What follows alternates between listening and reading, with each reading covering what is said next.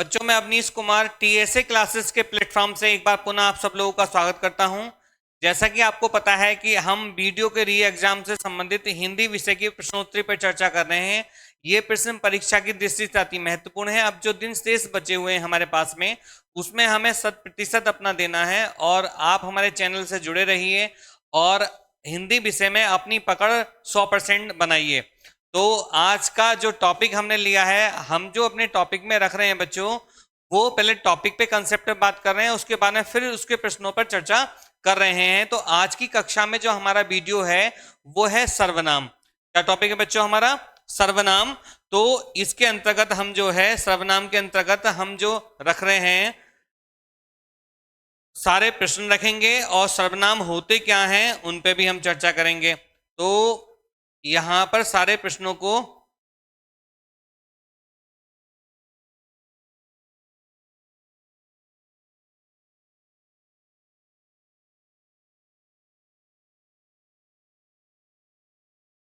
देखिए, टॉपिक पे हम चर्चा कर रहे हैं कि वीडियो री एग्जाम हिंदी कंसेप्ट 2023 सर्वनाम। सर्वनाम टॉपिक को हमें समझना है। तो सर्वनाम टॉपिक के लिए हम जो समझेंगे वो सर्वनाम होता कितना है, कितने प्रकार होते हैं उसमें, उन सब पर हम जो है चर्चा करेंगे इस पे।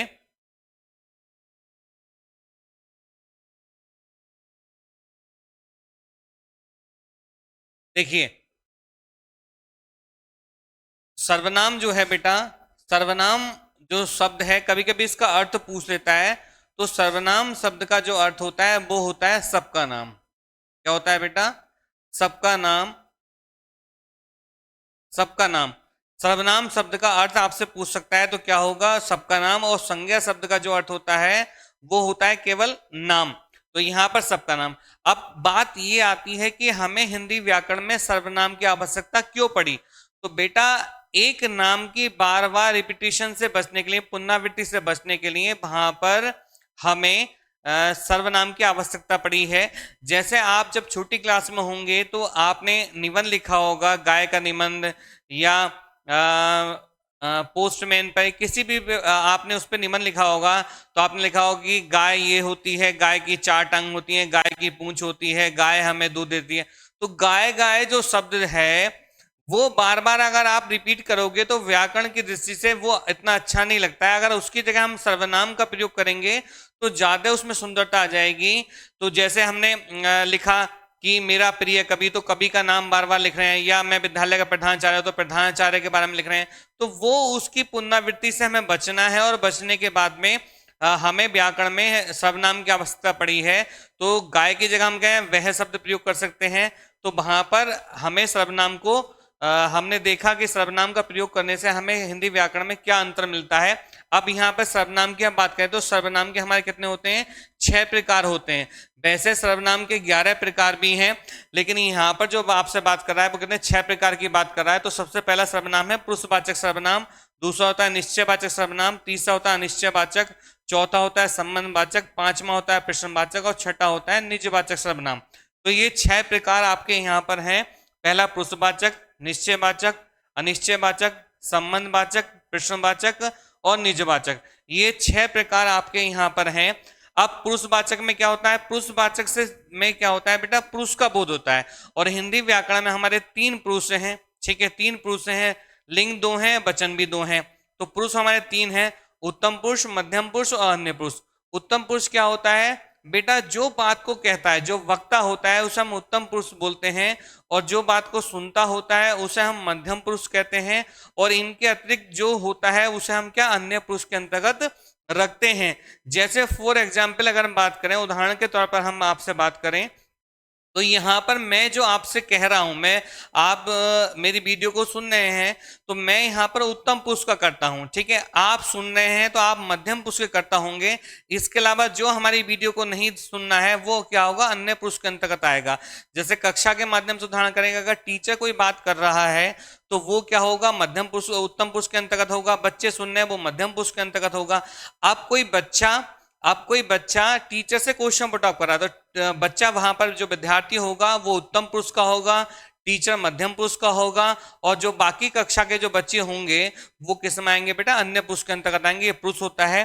पुरुषवाचक के 3 प्रकार होते हैं। अगला है निश्चयवाचक सर्वनाम। इससे जो है निश्चयवाचक सर्वनाम में क्या है, किसी वस्तु का निश्चित बोध होता है, ठीक है, इससे किसी वस्तु का निश्चित बोध होता है। और इसे हम अपनी समझ के लिए अभी हम एक्सप्लेन करते हैं इसको, इसे हम अभी एक्सप्लेन करते हैं थोड़ा सा दूसरे प्रकार को।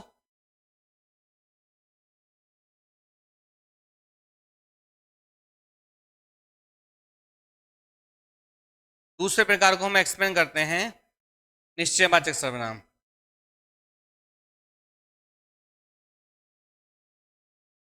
निश्चयवाचक सर्वनाम बेटा, निश्चयवाचक सर्वनाम जो होगा ये किस चीज का निश्चित बोध कराएगा, ठीक है। ये इससे इससे जो है निश्चयवाचक सर्वनाम से निकट या दूर के व्यक्तियों का निश्चित बोध होता है, निकट या दूर के व्यक्तियों का निश्चित बोध होता है। इसे इसलिए जो है निश्चयवाचक सर्वनाम कहते हैं। और इसे हम इसमें प्रयुक्त होने वाला सर्वनाम जो होता है वो होता है यह और वह, ठीक है, मोस्टली हम यही होते हैं। और इसे हम 2 भागों में तोड़ सकते हैं, एक तो निकटवर्ती और दूसरा होता है बेटा दूरवर्ती। एक निकटवर्ती और दूसरा होता है बेटा दूरवर्ती। निकटवर्ती के लिए हम जो प्रयोग करेंगे यह शब्द प्रयोग करेंगे, और दूरवर्ती के लिए हम वह शब्द का प्रयोग करेंगे। जैसे मैं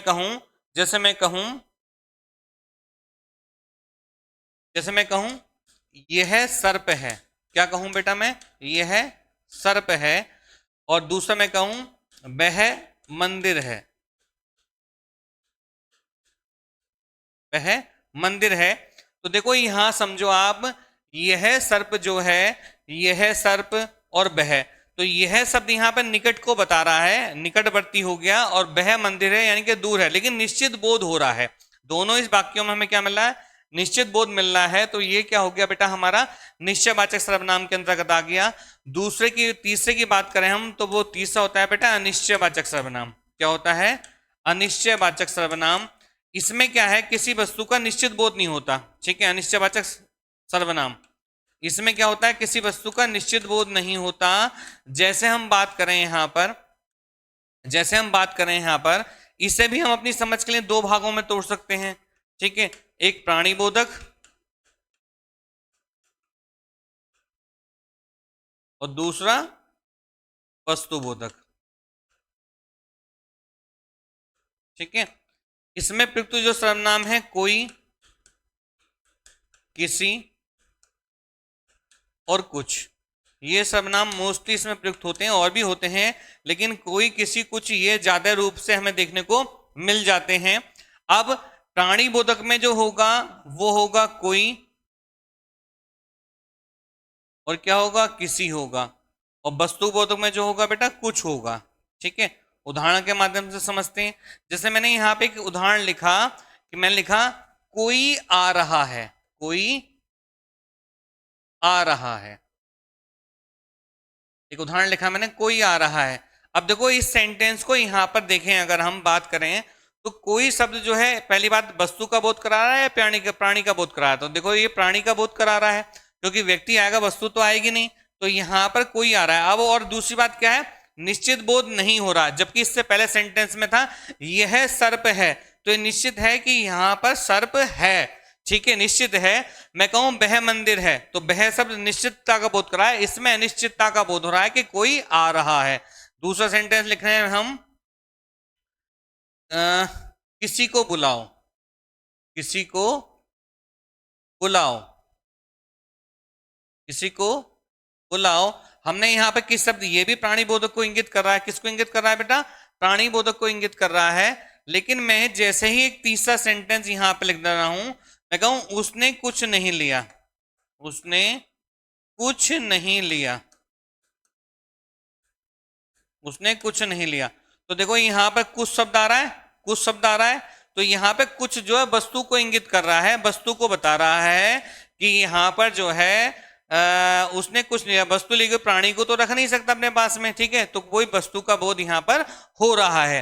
देखो आया समझ में, निश्चयवाचक और अनिश्चयवाचक। अगले हम चलते हैं, ऐसे ही हल्का हल्का हमें थोड़ा पढ़ना है, ज्यादा डीपली गहराई में नहीं जाना है, ज्यादा डीपली गहराई में नहीं जाना है।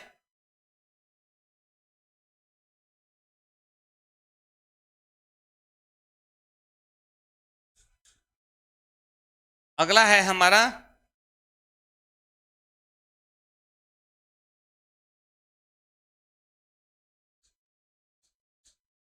संबंधवाचक सर्वनाम।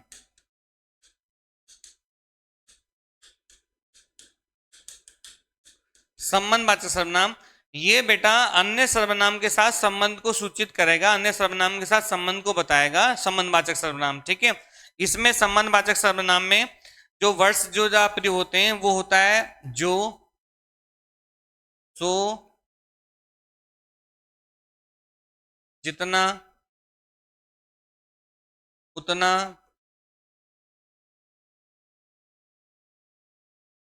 जिसकी, उसकी, जैसा, तैसा, आदि आदि। ठीक है, ये वर्ड्स यहाँ पर रहते हैं। मोस्टली जो और सो का प्रयोग होता है। जैसे मैं कहूं यहाँ पर एक सेंटेंस लिख दूं, एक सेंटेंस लिखूं मैं, जो देता है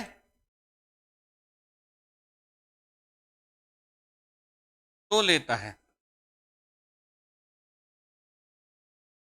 जो देता है सो लेता है।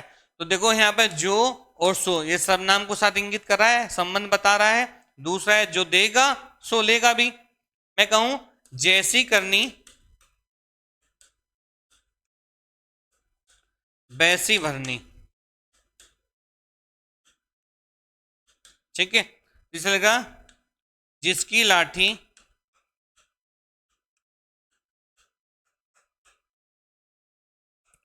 उसकी भैंस। ठीक है, तो देखो जिसकी उसकी आ गया, जैसी वैसी भी आ सकता है। ठीक है, जितना उतना आ सकता है, जितना गुड़ डालोगे उतना मीठा होगा। तो यहाँ पर हमें जो है सर्वनाम के बारे में, संबंधवाचक सर्वनाम के बारे में जानकारी प्राप्त हो रही है। नेक्स्ट हम देखते हैं, पांचवा जो सर्वनाम बनता है हमारा, पांचवा जो सर्वनाम बनता है हमारा, पांचवा जो सर्वनाम बनना है हमारा, वो बनना है हमारा प्रश्नवाचक सर्वनाम। क्या बनना है बेटा? प्रश्नवाचक सर्वनाम। क्या बनना है? प्रश्नवाचक सर्वनाम। ये जो है प्रश्न का बोध कराएगा। ठीक है, प्रश्नवाचक का बोध कराएगा। प्रश्नवाचक सर्वनाम में प्रश्न का बोध होगा। इसे हम ये कह रहे हैं जिस सर्वनाम से प्रश्न का बोध होता है उसे हम प्रश्नवाचक सर्वनाम कहते हैं। आपने अंग्रेजी में बेटा एक चीज पढ़ी होगी, अंग्रेजी में एक चीज पढ़ी होगी, WHO फैमिली। WHO फैमिली पढ़ी होगी, WHO फैमिली। तो वहां पर क्या है, कौन, क्या, कहां, कैसे, ऐसे शब्द अगर आएंगे तो वहां पर क्या होगा, प्रश्नवाचक सेंटेंस होगा, WHO फैमिली होगी। अब दूसरी बात, इसमें एक चीज और ध्यान देखनी है, क्योंकि एक टॉपिक हमारा वाक्य शुद्धि का भी है। जहां पर प्रश्नवाचक शब्द प्रयोग होगा तो बाद में लास्ट में विराम नहीं लगेगा, वाक्य में प्रश्नवाचक चिन्ह का ही प्रयोग होगा, ये ध्यान रखना है। ठीक है, जैसे मैं कहूं तुम व्रत में क्या खाते हो। ठीक है, अब मैं विराम लगा दूं तो यहां पर ये जो होगा, यहां पे अशुद्धि होगी, यहां पे क्या आएगा बेटा, क्वेश्चन मार्क ही आएगा, प्रश्नवाचक चिन्ह ही आएगा। ठीक है, जैसे मैं कहूं यह पेंसिल किसकी है।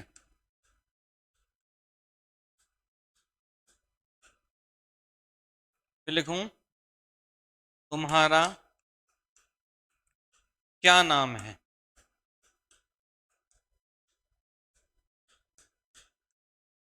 फिर लिख दूं मैं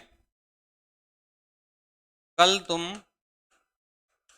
वहां क्या कर रहे थे।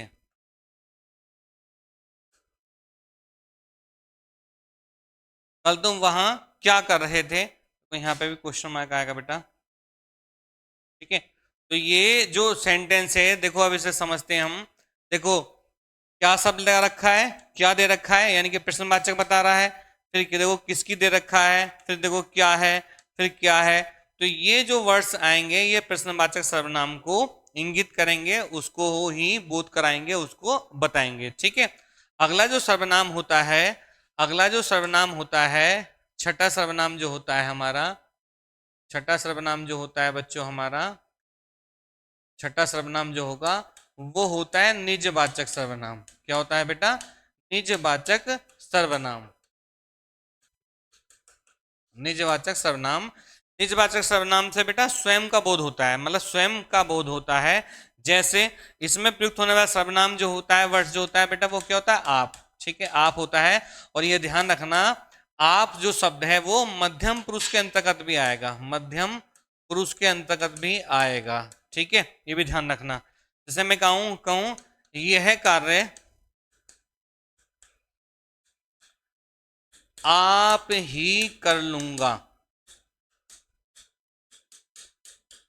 ठीक है, तो यहां पर आप शब्द जो है निजवाचक सर्वनाम को बता रहा है। किसको बता रहा है बेटा? निजवाचक सर्वनाम को यहां पर बता रहा है। तो ये 6 हमारे सर्वनाम हो गए।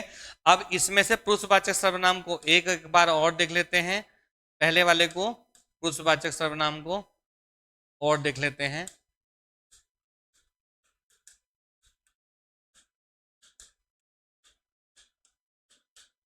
ठीक है, पुरुषवाचक सर्वनाम को हम और देख लेते हैं। ये बेटा 3 प्रकार का होता है हमारा। कितने प्रकार का होता है? 3 प्रकार का होता है। उत्तम पुरुष, मध्यम पुरुष और तीसरा होता है बेटा अन्य पुरुष। ठीक है, ये 3 प्रकार यहाँ पर बनते हैं, उत्तम पुरुष, मध्यम पुरुष और अन्य पुरुष। उत्तम पुरुष में जो है केवल जो है उत्तम पुरुष से हम इसे कह सकते हैं, उत्तम पुरुष को बेटा हम एक नाम से और जानते हैं, इसे एकल पुरुष भी कहते हैं। ध्यान रखना, इसे एकल पुरुष भी कहते हैं। ठीक है, इसमें वक्ता स्वयं होता है। इसमें वक्ता जो होता है व्यक्ति स्वयं होगा, मतलब इसमें वक्ता की बात होगी। इसमें मध्यम पुरुष के अंदर जो बात होगी, इसमें हम जो होगा श्रोता को रखेंगे। किसको रखते हैं बेटा? श्रोता को रखते हैं। श्रोता मतलब सुनने वाला। और इसमें लगते हैं वक्ता श्रोता के अन्य, वक्ता श्रोता के अन्य को यहाँ पर रखेंगे। इन दोनों से अलग जो होगा वो उसमें जाएगा। ठीक है, जैसे हम यहाँ पर देखते हैं, जैसे मैं कहूं मैं, इसमें रख दिया तुम, तो ये क्या हो गया? वह। ठीक है, ये क्या हो गया हमारा? उत्तम पुरुष, ये मध्यम पुरुष और ये अन्य पुरुष। ठीक है, इसके बाद में बेटा, इसके बाद में एक चीज यहां पर हमें और समझनी है कि सर्वनाम के जो कारक रचना के साथ में सर्वनाम शब्दों का प्रयोग करता है, तो उसका भी ज्ञान होना हमें नितांत आवश्यक है। तो देखो यहाँ पर सर्वनाम की कारक रचना मैं उत्तम पुरुष के अनुसार बात कर रहा है, मैं के उत्तम पुरुष के अनुसार बात कर रहा है। तो मैंने आपको बताया था कि हमारे हिंदी व्याकरण में वचन 2 होते हैं, लिंग भी 2 होते हैं। संस्कृत में वचन भी 3 होते हैं और लिंग भी 3 होते हैं। ठीक है, तो यहाँ पर जो है कारक होते हैं, हमारे कारक 8 होते हैं। कर्ता, कर्म, करण। ठीक है, कर्ता, कर्म, करण, संप्रदान, अपदान, समान, अधिकरण। ठीक है, अधिकरण को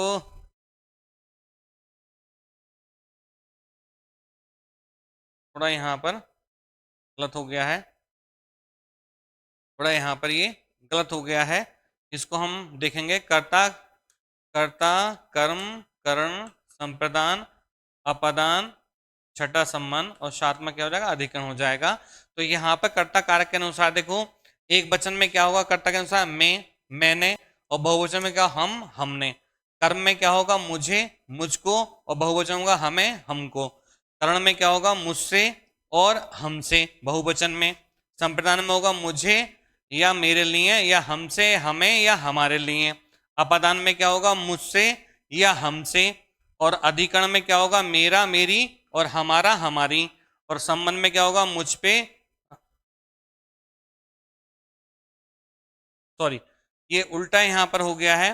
देखो संबंध में होगा मेरा, मेरी, और मेरा, मेरे, मेरी, और हमारा, हमारी, हमारी। अधिकरण में क्या होगा? मुझ पे, मुझ पर, और हम में या हम पर। ठीक है, ये यहाँ पर बन जाएगा। तो कभी कभी परीक्षा में जो है एक वचन रूप बहुवचन के रूप पूछता है, तो ये भी ध्यान रखना है। एक तो हमारा तृतीया कर्ण को पूछता है, या फिर अधिकरण को पूछेगा, या फिर संबंध को पूछेगा। ठीक है, अगली हम उसकी टेबल की बात करते हैं। हम अगली टेबल, ये 5 टेबल होती हैं हमारी, 5 है हमारी टेबल। अगला है हमारा तू, मध्यम पुरुष। तू क्या है? मध्यम पुरुष में है, ये माध्यम लिख रखा है, मध्यम पुरुष है। ठीक है, पहला होगा कर्ता कर्म करण संप्रदान अपदान अधिकरण। ये सारा का सारा यहाँ पर थोड़ा सा उल्टा हो गया सब में, ये थोड़ा सा एरर है। तो कर्ता में क्या आएगा, एक वचन में तू तूने तुम्हें तुमको, बहुवचन में तुम तुमने तुम लोगों ने। कर्म में क्या होगा, तुझको तुझे और तुम्हें। और करण कारक में क्या होगा, तुझ पे तुझसे तेरे द्वारा या तुमसे तुम्हारे से तुम लोगों से। संप्रदान में क्या होगा, तुझको तेरे लिए तुझे या तुम्हें तुम्हारे लिए तुम लोगों के लिए, ये बहुवचन में होगा इसका रूप। अपादान में क्या होगा, तुझसे तुमसे तुम लोगों से, ठीक है।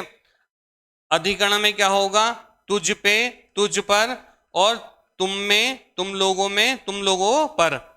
और संबंध में क्या होगा बेटा, तेरे तेरी तेरे, तुम्हारा तुम्हारी तुम्हारे तुम्हारे, तुम लोगों को और तुम लोगों की, ठीक है। क्योंकि रा री रे का चिन्ह भी रहता है यहाँ पर, तो एक वचन और बहुवचन के अंतर का कर्ता पूछ लेगा, प्रश्न है अभी, तो वहां पर हम इसको समझ लेंगे। नेक्स्ट चलते हैं हम, वह अन्य पुरुष के रूप में। ये बहुत पूछा आता है, तो यहाँ पे कर्ता कर्म करण ये रखा हुआ है यहाँ पर। तो कर्ता में क्या आएगा, वह उसने या वे और उन्हें। बहुवचन में ये हो जाएगा, कर्म में उसे उसको या उन्हें उन्हें उन्हें या उनको, ठीक है। और करण में क्या हो जाएगा, उससे उसके द्वारा या उनसे या उनके द्वारा, ठीक है, ये यहाँ पर रहता है। और संप्रदान में क्या होगा, उसको उसे या उसके लिए रहेगा। और अपदान में क्या होगा, उससे या उनसे। अधिकरण में क्या होगा, उसमें या उस पर, ठीक है, उनमें या उन पर, बहुवचन में ये होगा। और संबंध में क्या होगा, उसका उसकी उसके उनका उनकी और उनके, ये बहुवचन के अनुसार उसके कर्ता का निर्धारण होगा। कोई भी कारक के अकॉर्डिंग आपसे क्वेश्चन पुट अप कर लेता है। यहाँ पर थोड़ा सा ये ऊपर नीचे हो गया है, तो इसको आप समझ लेंगे। क्यों कर्ता का चिन्ह ने होता है, कर्म का को होता है, कर्ण का से होता है, संप्रदान का के लिए होता है, अपदान से अलग के लिए होता है, संबंध का की के और आरीरे होता है, अधिकरण का में पर और पे होता है, ठीक है। अगले आगे हम बढ़ते हैं, आगे देखते हैं हम इसको।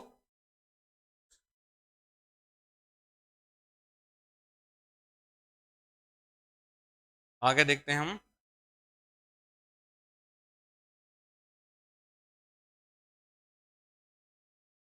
देखो अगला है हमारा कोई। कोई अनिश्चय वाचक में, चार छूटा हुआ है इसमें, अनिश्चय वाचक, अनिश्चय वाचक। देखो देखो कर्ता है, कर्ता में कोई, किसने किन्हीं ने, कर्म में किसी को और बहुवचन में किन्हीं को, करण में किसी से किन्हीं से, संप्रदान में किसी को किसी के लिए और फिर बहुवचन में किन्हीं को किन्हीं के लिए। अपदान में किसी से और किन्हीं से, बहुवचन में। और अधिकरण में रखा है किसी में किसी पर और किन्हीं में। और संबंध में किसी का किसी की और किसी के, बहुवचन में किन्हीं का किन्हीं की और किन्हीं के। ये बहुवचन में कर्ता का निर्धारण होगा, ठीक है। नेक्स्ट हम बात करते हैं, नेक्स्ट अगला है हमारा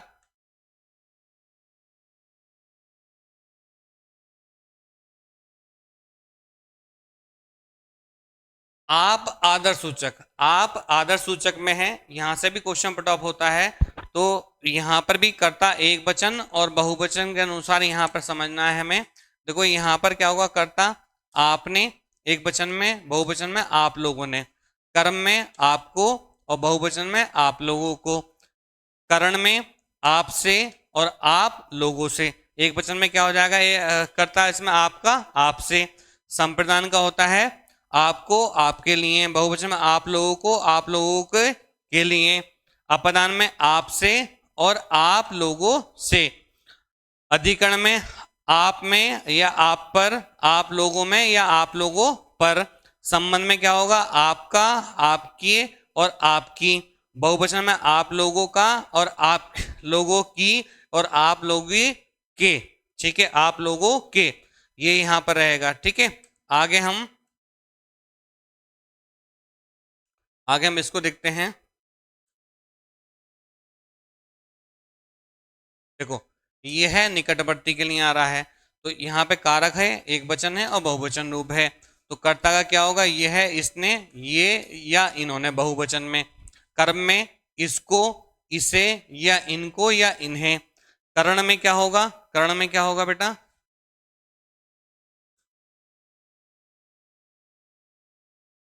कर्ण में क्या होगा हमारा, इससे या इनसे। बहुवचन कर्ता क्या होगा, इनसे होगा। संप्रदान क्या होगा, इसे या इसको। बहुवचन में इन्हें या इनको।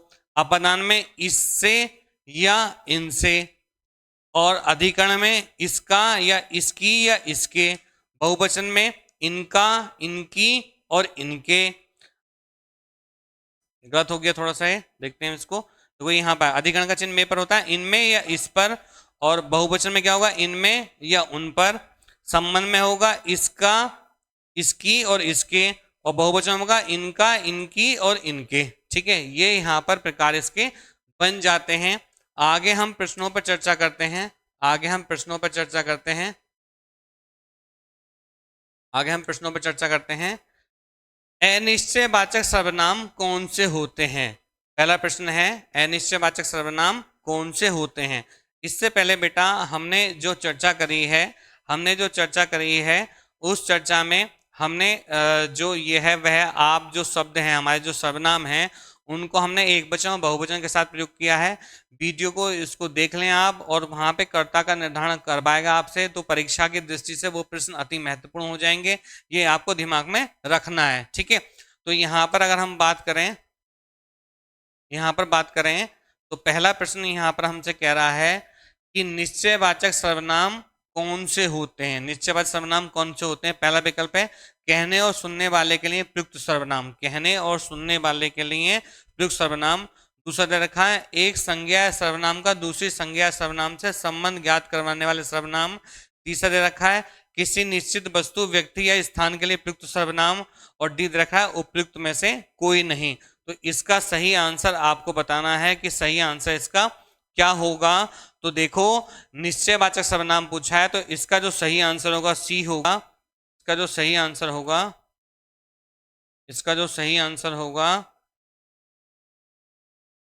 इसका जो सही आंसर होगा वो बेटा सी हो जाएगा। किसी निश्चित वस्तु या स्थान के लिए प्रयुक्त सर्वनाम को क्या कहते हैं, निश्चयवाचक सर्वनाम कहते हैं। जैसे हमने उदाहरण देखा था कि यह सर्प है। क्या है बेटा, यह सर्प है। तो यहाँ पर इसका आंसर जो पहले क्वेश्चन का हो गया है वो ए हो गया है।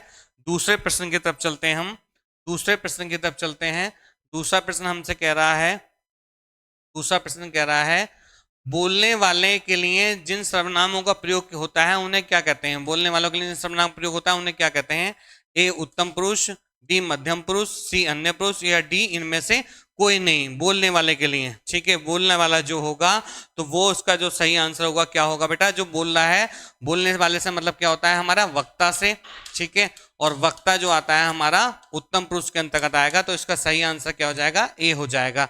तीसरे प्रश्न की तरफ चलते हैं हम बिना देरी करे हुए। देखो तीसरा प्रश्न कह रहा है कि जो सर्वनाम संज्ञा शब्दों के मेल से बनते हैं उन्हें क्या कहते हैं। जो सर्वनाम संज्ञा शब्दों के मेल से बनते हैं उन्हें हम क्या कहते हैं। ए विकल्प रखा है विकारी सर्वनाम, बी अविकारी सर्वनाम, सी संयुक्त सर्वनाम और डी संबंधवाचक सर्वनाम।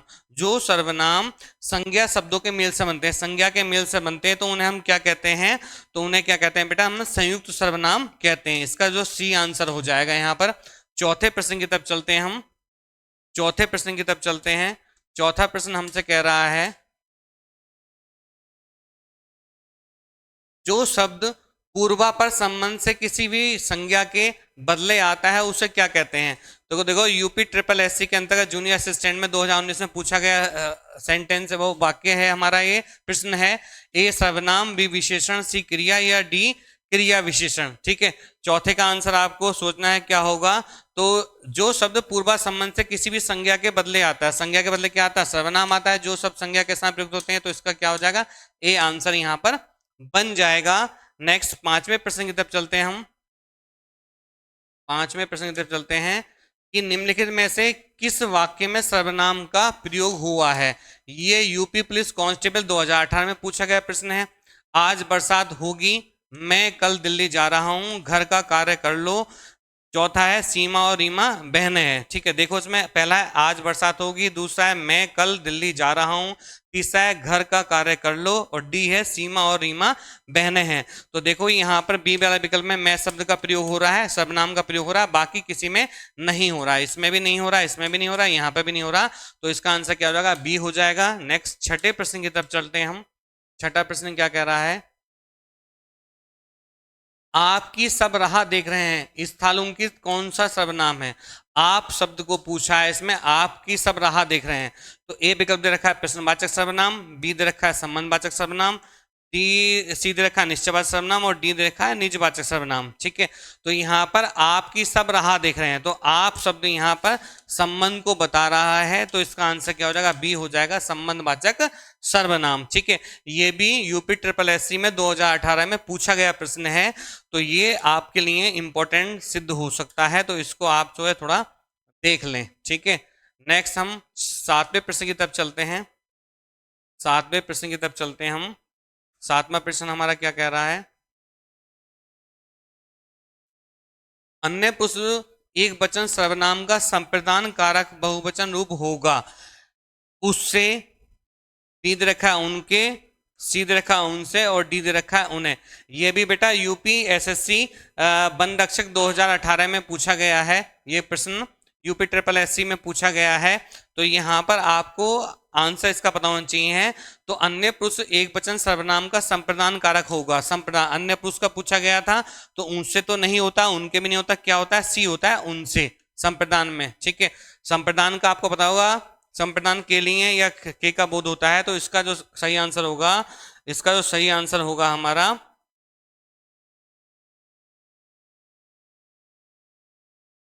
ठीक है, बहुवचन में पूछा है ना, तो इसका जो सही आंसर होगा बेटा डी होगा उन्हें, डी होगा उन्हें। ठीक है, नेक्स्ट प्रश्न की तरफ चलते हैं हम। नेक्स्ट प्रश्न की तरफ चलते हैं, आठवें प्रश्न की ओर। आठवां प्रश्न कह रहा है, अनिश्चयवाचक सर्वनाम का कारण करण कारक में बहुवचन रूप होगा। करण कारक, करण मतलब तीसरे कारक में बहुवचन रूप ही पूछा गया है। देखो बहुवचन, ये भी यूपी ट्रिपल एससी वन रक्षक 2018 की परीक्षा में पूछा गया प्रश्न है। ठीक है, तो इस प्रश्न का भी आंसर आपको सोचना है कि क्या होगा।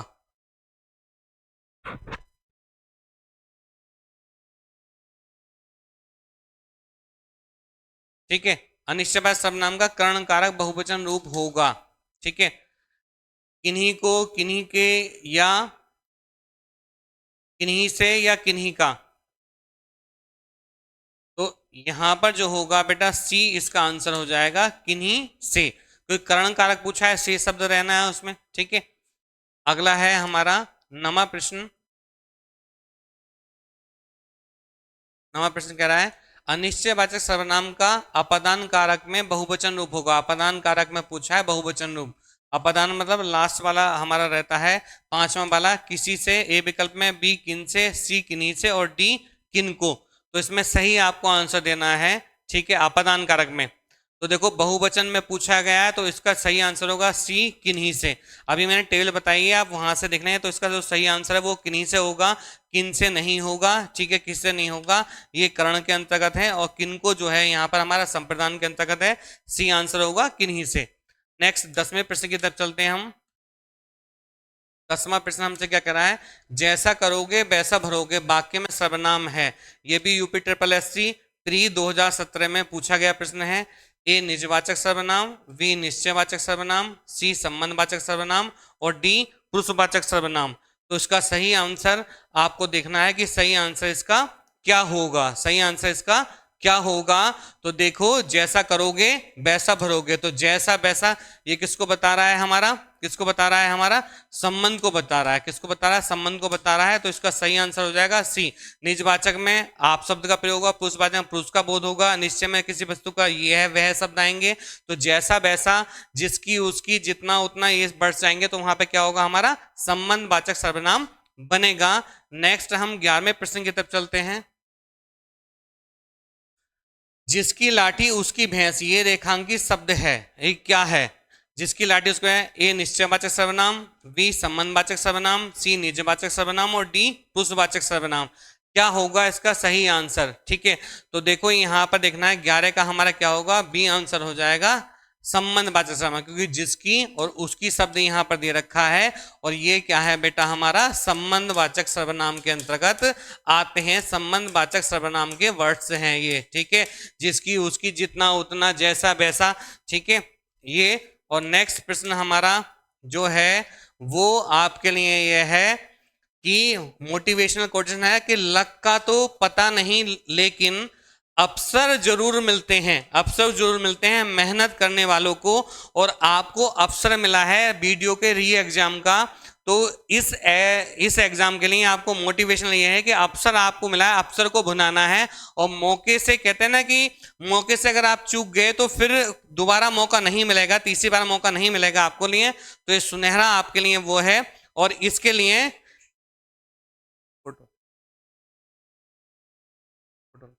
इसके लिए आपको देखना है कि लक का तो पता नहीं लेकिन अवसर जरूर मिलता है मेहनत करने वाले को, ठीक है। और इस वीडियो में आपने जो प्रश्न देखे हैं वो आपके लिए परीक्षा की दृष्टि से अति महत्वपूर्ण है, विगत परीक्षाओं के आए हुए प्रश्न हैं, विगत परीक्षाओं के आए हुए प्रश्न हैं। और नेक्स्ट हमारा क्या है, नेक्स्ट प्रश्न है हमारा कि जो चैनल है हमारा TSA, ठीक है। और वॉचिंग के लिए धन्यवाद। कोई क्वेरी या कोई क्वेश्चन हो, मेरा फोन नंबर है, इस पर आप कॉल कर सकते हैं। और हमारा चैनल है हिंदी का, मैं आपको बिल्कुल आश्वस्त कराना चाह रहा हूं कि हिंदी का आपका जो है पूर्ण 100% आपको यहां से मिल जाएगा चैनल के माध्यम से। और आपको बस तैयार करना है और आप परीक्षा में आप वीडियो बन जाएंगे, विलेज डेवलपमेंट ऑफिसर आप बन जाएंगे। धन्यवाद।